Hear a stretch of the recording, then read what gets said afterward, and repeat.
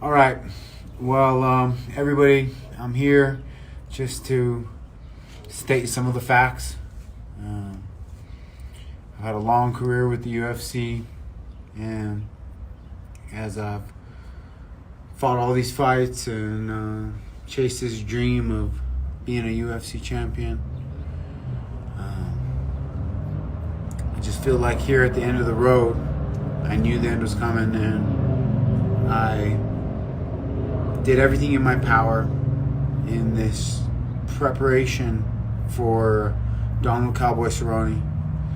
I put a lot of time and energy into even just getting the fight with Cowboy, getting a fight with another legend to, end the legacy that is Diego Sanchez fighting in the UFC. And at the end of my camp,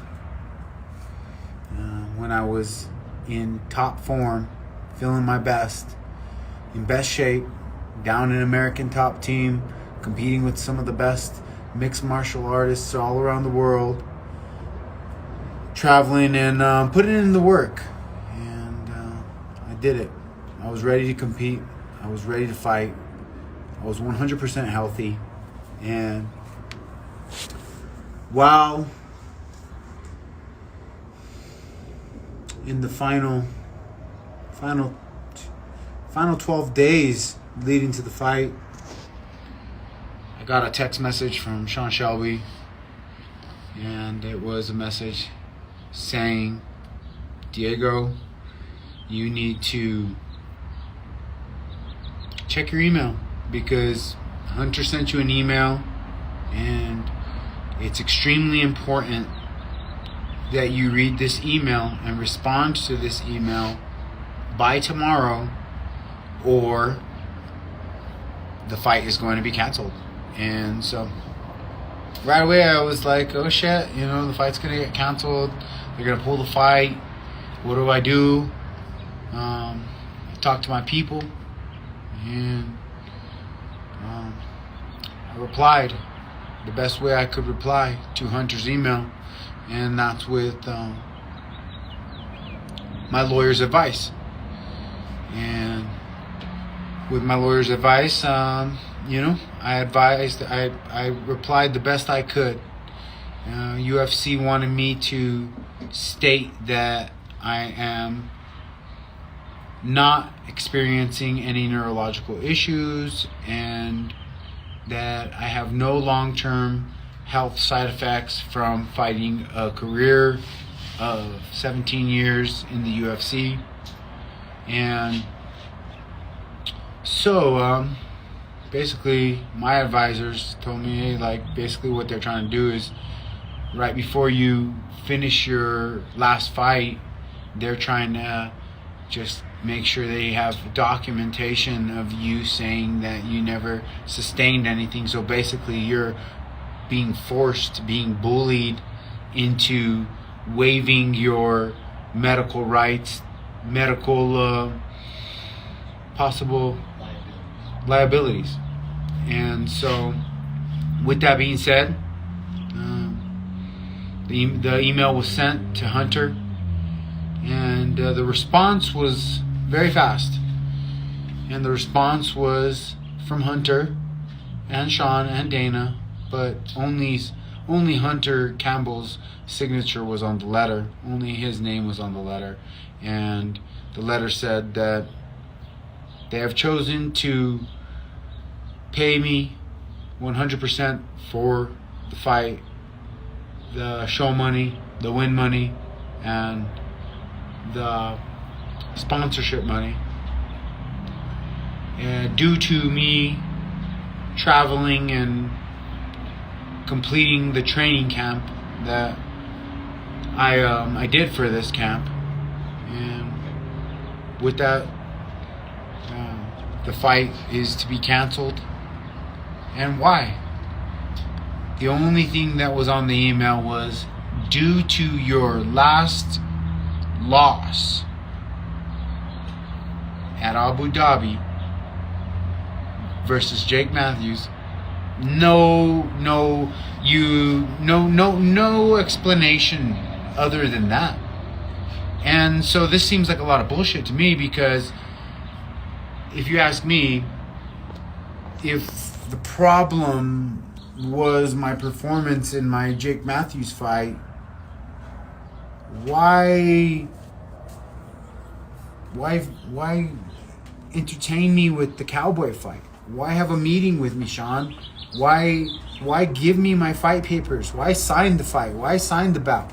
Why sell the fight to ESPN? Many questions that don't make sense to me.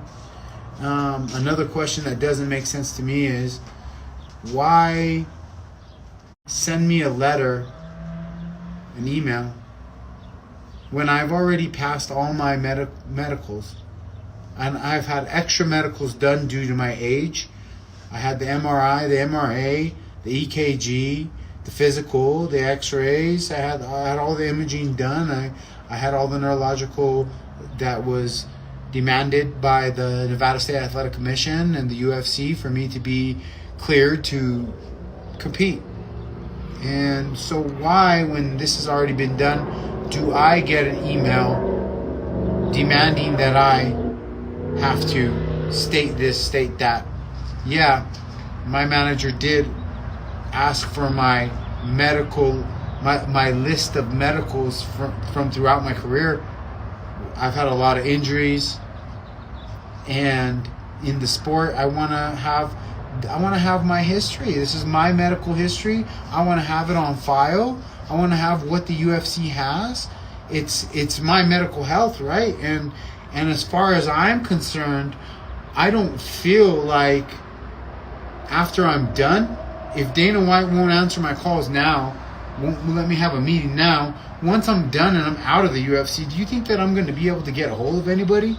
You think that anything's going to go through? No, nothing's going to go through.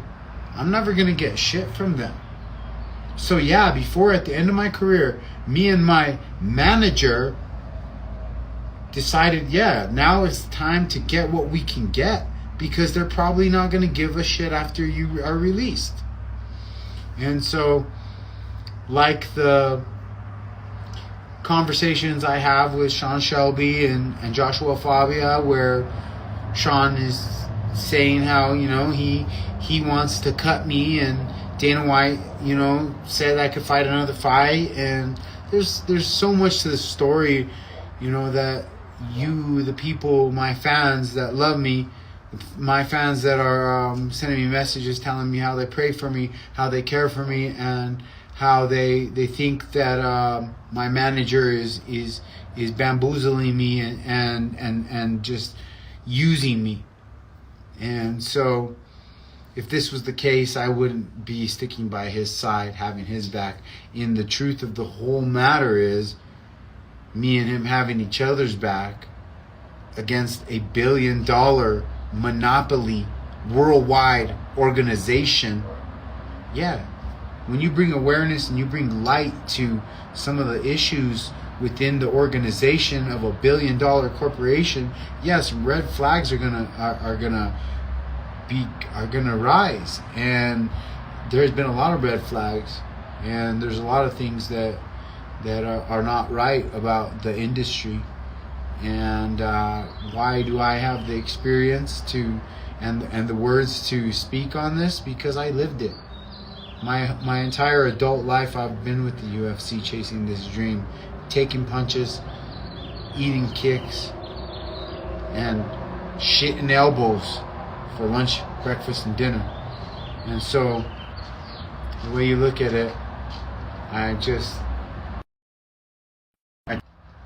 for the rest of my truth, please, real fans, my people, tune into my OnlyFans, a legitimate, verified network where I know the people that are watching aren't bots.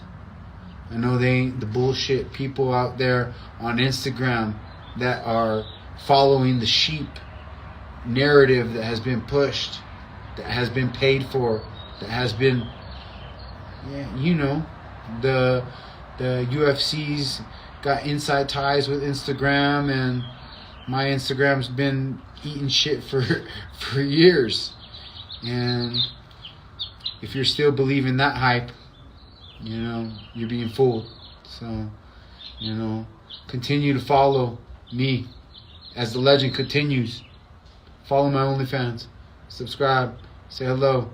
And watch this story as it continues.